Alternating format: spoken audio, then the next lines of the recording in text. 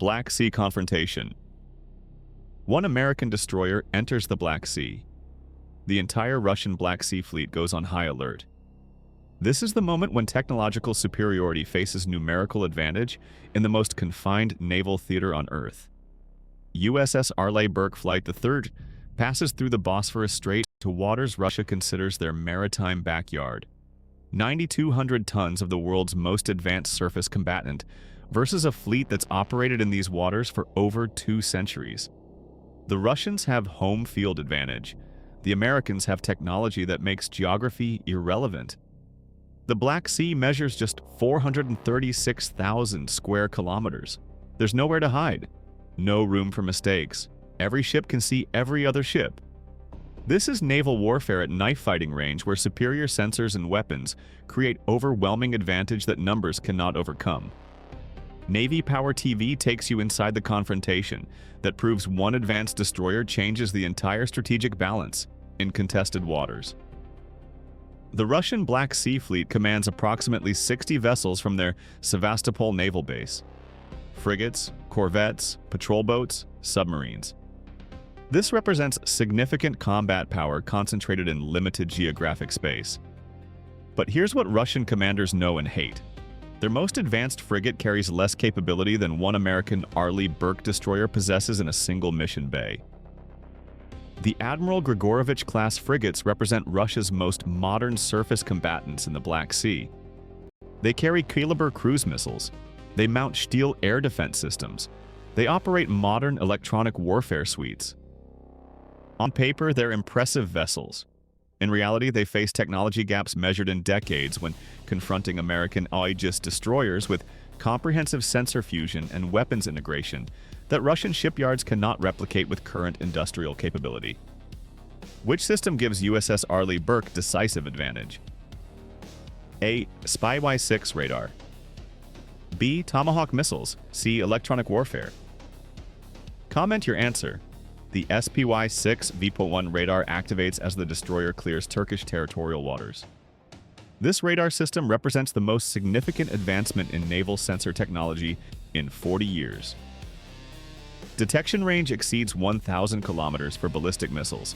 The system tracks hundreds of targets simultaneously while discriminating actual threats from decoys and clutter.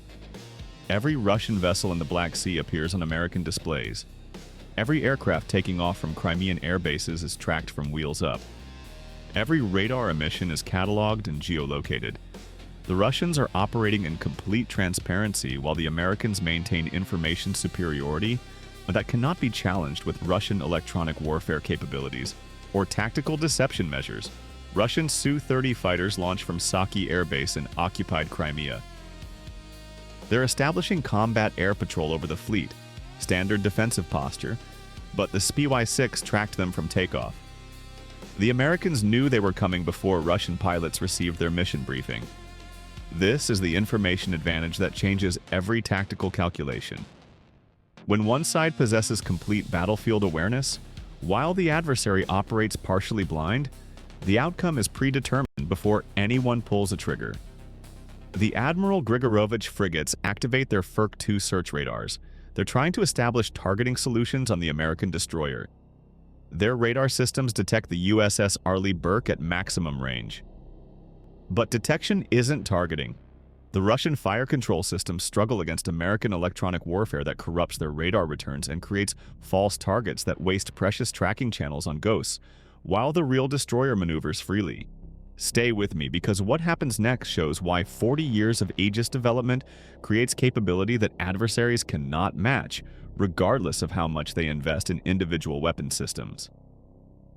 The Russian frigates prepare their 3M-54 Kalibr cruise missiles for potential engagement. These are serious weapons.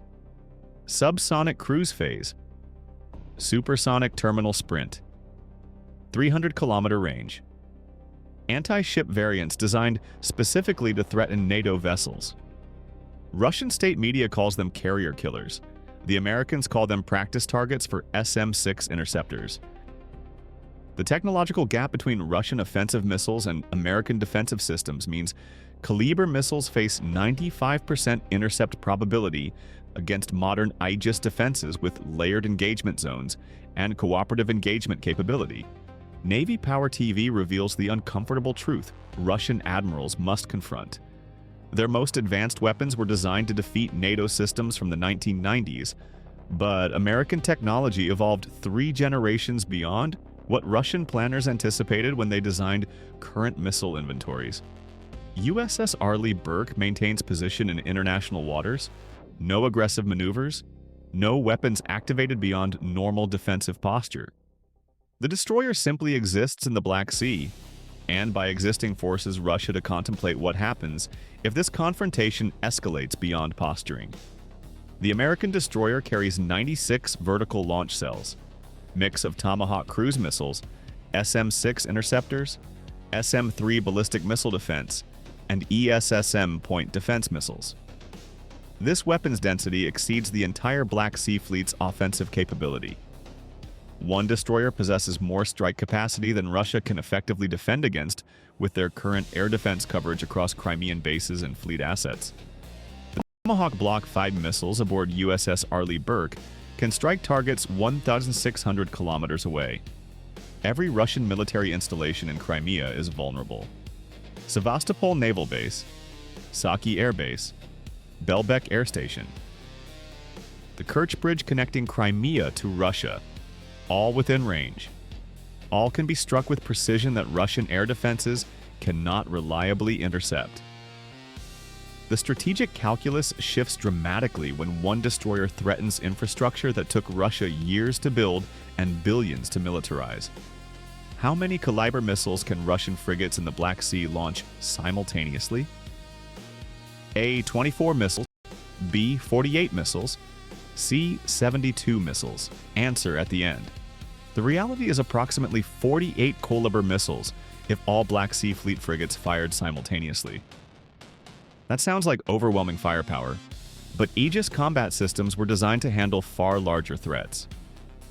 The USS Arleigh Burke's defensive systems can engage 100-plus targets simultaneously through cooperative engagement with other assets and multi-target tracking capability that Russian planners never anticipated when designing saturation attack strategies. Russian commanders face a mathematical problem they cannot solve with current weapons. They need overwhelming numbers to saturate Aegis defenses, but they don't have enough missiles in their Black Sea inventory to achieve saturation against a single destroyer operating at full defensive capability with SM-6 and ESSM interceptors in layered engagement zones, backed by electronic warfare that corrupts Russian missile guidance during terminal approach. Turkish military observers watch from the Bosphorus. They see one American destroyer tie down an entire Russian fleet. The strategic implications are obvious to everyone in NATO. Russian area denial strategies that work against smaller naval forces collapse when facing modern American technology with comprehensive sensor fusion and weapons integration that creates capability gaps measured in technological generations rather than just years of development. The Black Sea Fleet includes 6 improved Kilo-class submarines. These diesel-electric boats represent serious underwater threats in confined waters. They're quiet, they're capable. They carry modern torpedoes and Kalibr missiles. In theory, they should threaten American surface vessels operating in the Black Sea's limited maneuvering space. In practice, they face American anti-submarine warfare capability that's been refined through decades of Cold War operations and continuous technological advancement. Quantity versus quality takes brutal form when quality includes sensor technology that detects submarines at ranges where those submarines cannot effectively engage surface targets without revealing their positions and becoming vulnerable to immediate counterattack. Comment Q for quantity or L for quality. The USS Arleigh Burke deploys Advanced Towed Sonar Array. The ANSQQ-89 Integrated Undersea Warfare System combines hull-mounted sonar, towed array, and signal processing that represents 40 years of continuous development and operational refinement. Russian submarines attempting to approach firing positions are detected at ranges exceeding their weapons release parameters. They face the submarine commander's nightmare, being tracked continuously by an adversary who knows exactly where you are while you struggle to maintain target solutions against a maneuvering surface vessel employing acoustic countermeasures. Russian diesel submarines rely on battery power for silent running. They can maintain slow speeds quietly for limited duration before requiring snorkel operations to recharge batteries. The Americans exploit this limitation ruthlessly. Continuous active sonar operations force Russian submarines to remain submerged longer than optimal. Battery depletion forces snorkeling operations that create acoustic signatures impossible to hide from American sensors.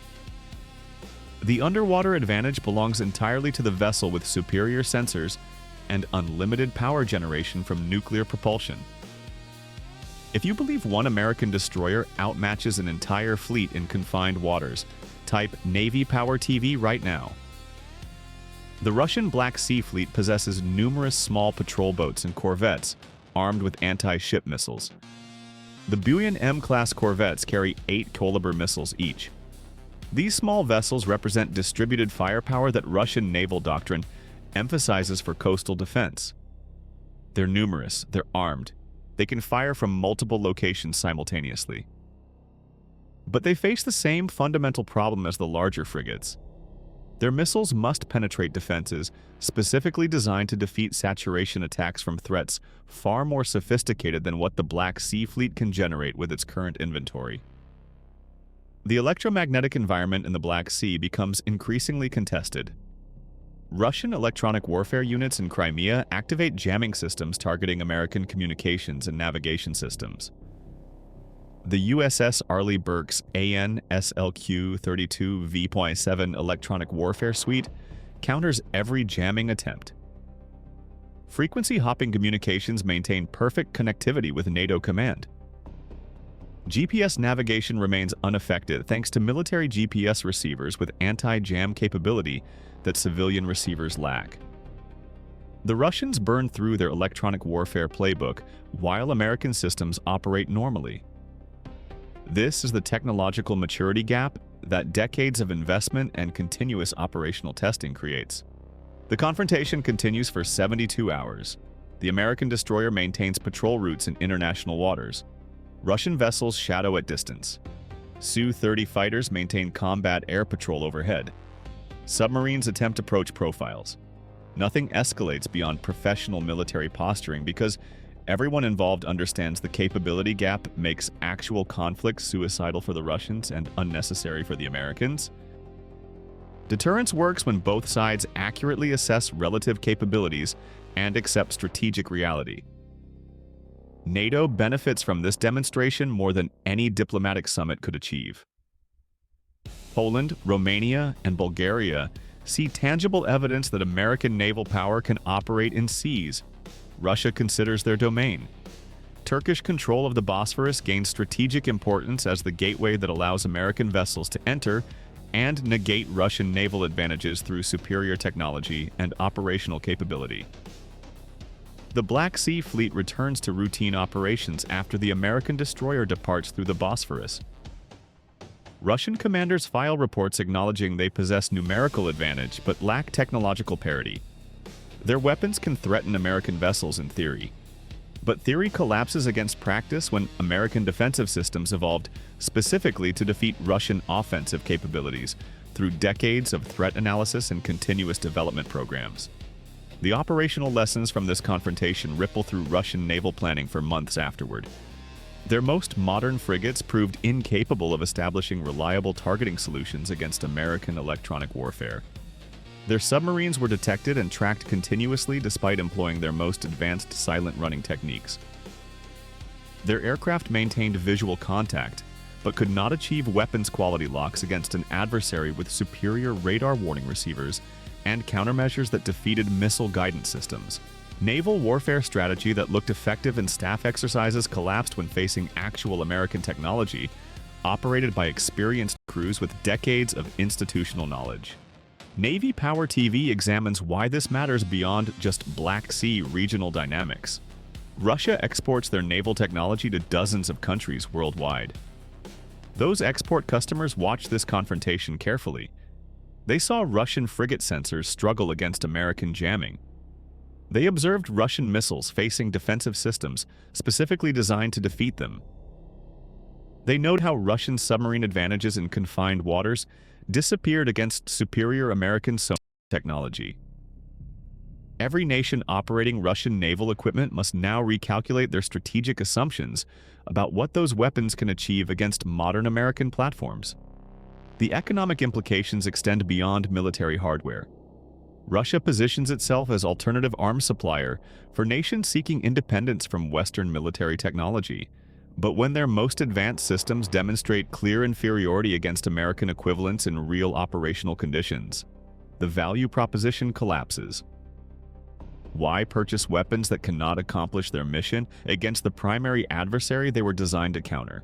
This is the strategic defeat that happens without firing shots.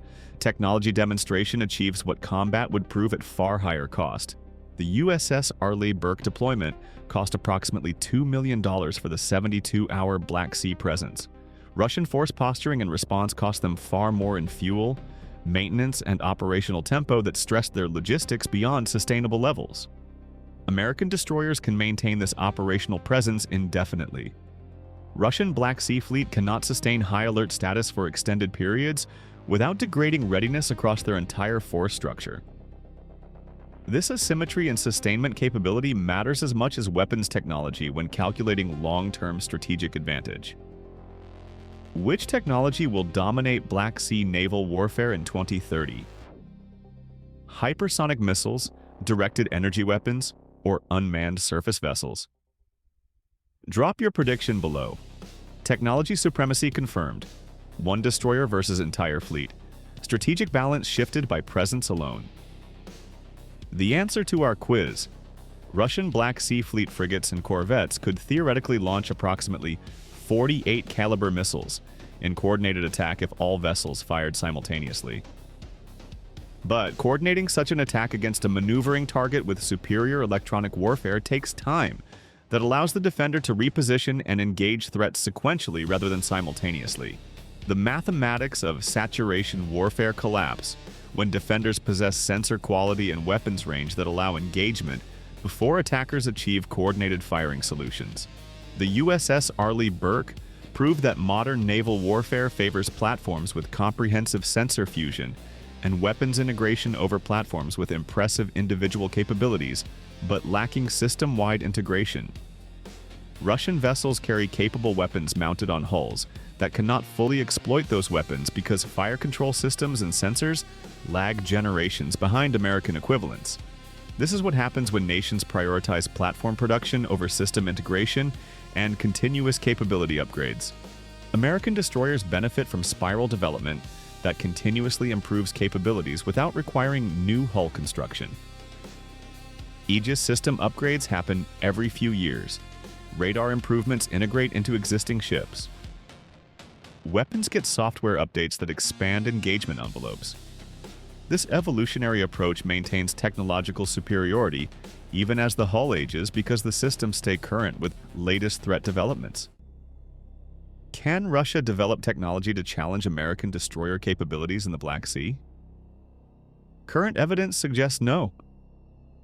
Their shipbuilding industry struggles to produce vessels matching 1990s American capability. The technological gap continues widening as American systems evolve faster than Russian procurement can deliver new platforms. What's next for Black Sea security? Continued American naval presence backed by NATO solidarity that prevents Russian naval expansion beyond their current positions while maintaining freedom of navigation in international waters. Subscribe to Navy Power TV, where elite naval power meets cutting-edge technology. Superior fleets, advanced weapons.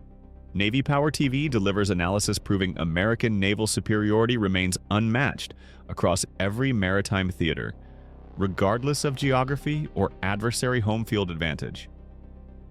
Hit notification for more confrontations where technology defeats numbers, and one advanced platform outmatches entire fleets through sensor fusion and weapons integration that competitors cannot replicate with current industrial capability or defense budgets.